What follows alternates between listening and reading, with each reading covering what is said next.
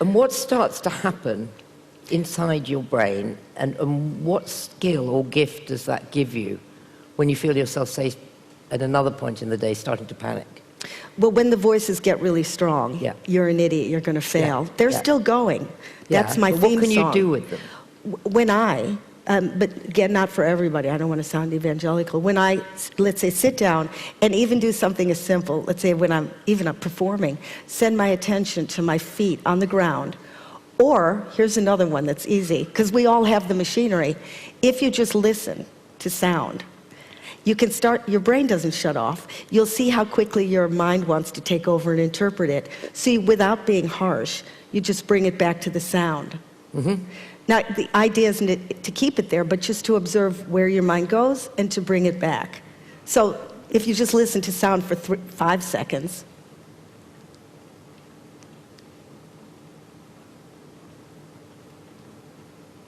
okay. I'm getting restless. You see? But the thing is, you see yourself get restless, but you bring it back to the sound. And all of that, if you were under a scanner, is bringing down your amygdala, your heartbeat's coming down, your blood's returning, back to your brain. So if you were on stage and you started to get that red mist, by simply bringing it, or you're in a meeting, to sound, or I really intentionally start watching, let's say, your face, it takes it away from the inside of my brain. What you want to do is get under the chatter. Otherwise, you're caught in going, Rosie hates me, why is she looking at me? The story starts. But if I really take my attention, I'm sure that's why Arabs use those beads, because they're, sending part of it they're in their fingers. And this is how parts of the brain grow. If pianists or start really feeling the keys rather than multitasking, it grows an area so that they're quicker on their fingers.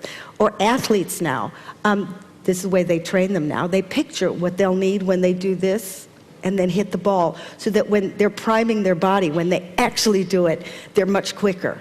So part of it is sending the attention down. So your brain is starting to unhook all those habitual patterns and rehooking another pattern. How has it changed things for you?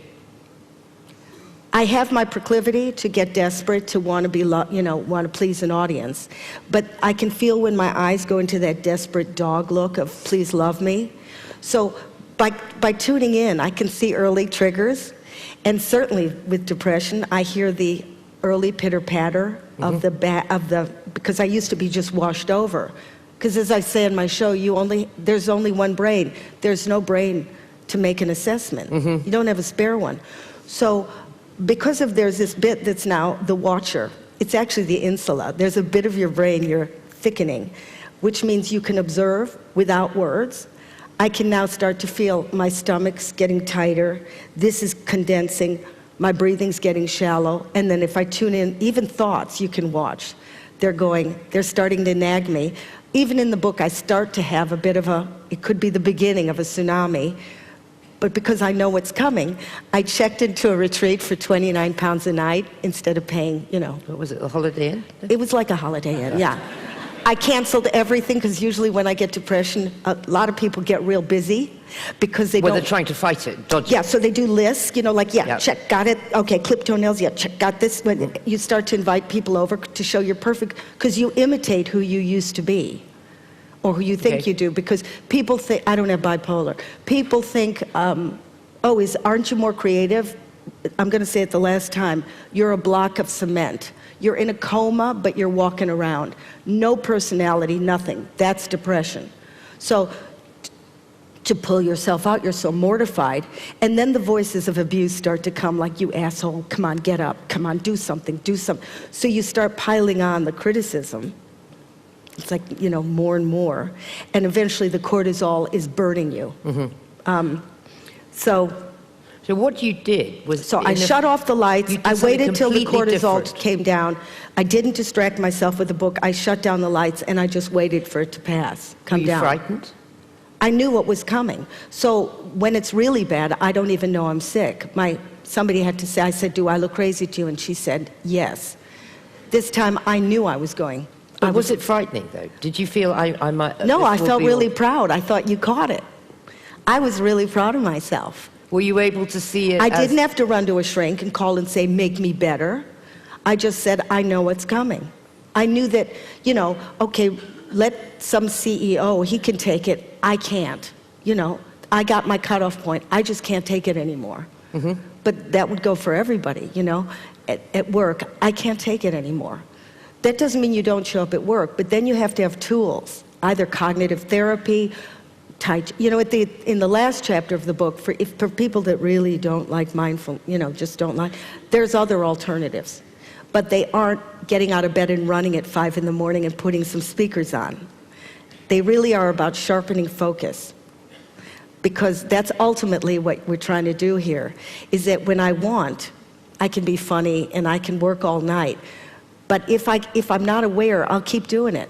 I did it for 10 years until I dropped, you know, I couldn't stop, and I make a thing. My kids keep asking me, what was I like when I was 5? And I can't remember because I was on the phone, you know, and they kept, I remember one of them, I'd say, that her hamster died, and I went, yeah, okay. But I tried to hide the fact. They thought a phone grew out of my ear. So I missed I don't know what they were doing in their childhood, and I don't know who I was talking to. So there's a little bit in me now because of learning to throw the focus. So I can be busy, but when they come in. When the hamster dies, when yes. the next hamster dies. Because that one already died? Rosie, yeah, the next metaphorical hamster. Then I'll know. It'll be hard. It's because you're breaking, it's like hard to give up smoking. It's hard to put it down. You'll just realize, I've got a phone in my hand. My daughter, who will never be this age at this moment, is standing in front of me, but I'm not throwing the critical voices, you asshole, put the phone down. I just go, I know where I am, because part of it is saying, where am I right now? I'm not breathing. I'm yelling at somebody about getting my nails painted. I'm looking at my daughter, and then gradually, the phone can come down. It's really hard. And then you can be present with her, because part of this bringing it down, and again, evolution makes us want to go thinking in the future and thinking in the past. That's why we're the master race. Animals can't do that. But again, I need to know the past to understand what I'm going to do in the future. And automatic thinking is also a gift of evolution, because we can pile a whole bunch of things together and do it automatically, like driving. You don't have to go put key in, put the thing in. We can do it automatically, but the point is, we can't stop. So now, our prefrontal cortex, which makes us more evolved, because in the 300 million years ago, we were just limbic. So, and I always say, it was the reptilian brain. So it taught you, it was a mammalian, and unlike reptiles, we used to bond and nurture our young rather than eat them.